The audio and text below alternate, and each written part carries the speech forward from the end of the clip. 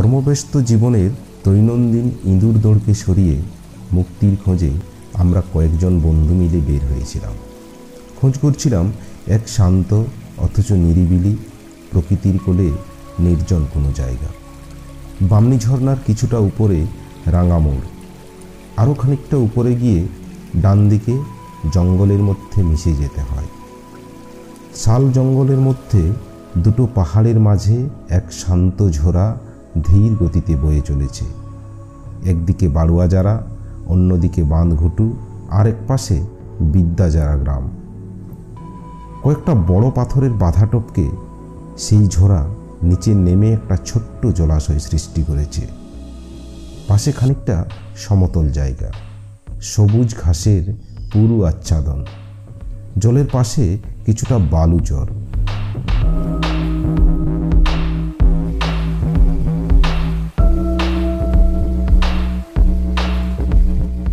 দুই পাশে দুই পাহাড় খাড়া হয়ে উঠেছে।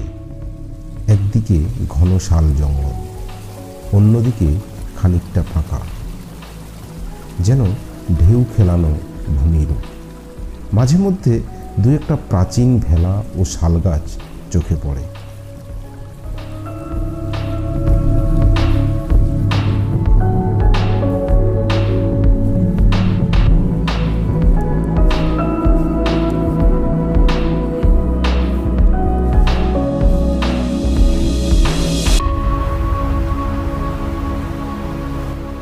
সকালের সোনা রোদ সবে এসে পড়েছে।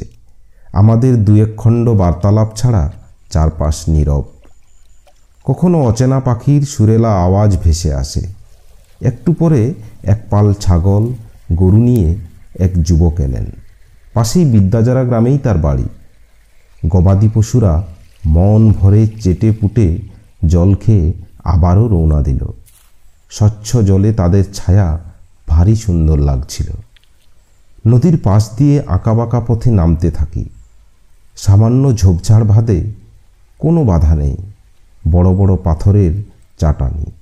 নদীর পাশে অবশ্য বড় বড় ঘাস, তাতে হাঁটতে বেশ আনন্দই লাগছিল। একটু দূরে উঁচু টিলার উপরে কয়েকটা ঘর বাড়ি। সেখান থেকে সরু রাস্তা নেমে এসেছে এদিকে। দু একজন গ্রামের মানুষ নিজের নিজের কাজে, কেউ বনে, কেউ নদীতে আসছেন। দূর থেকেই সেই সব গ্রাম্য জীবনকে লক্ষ্য করতে থাকি।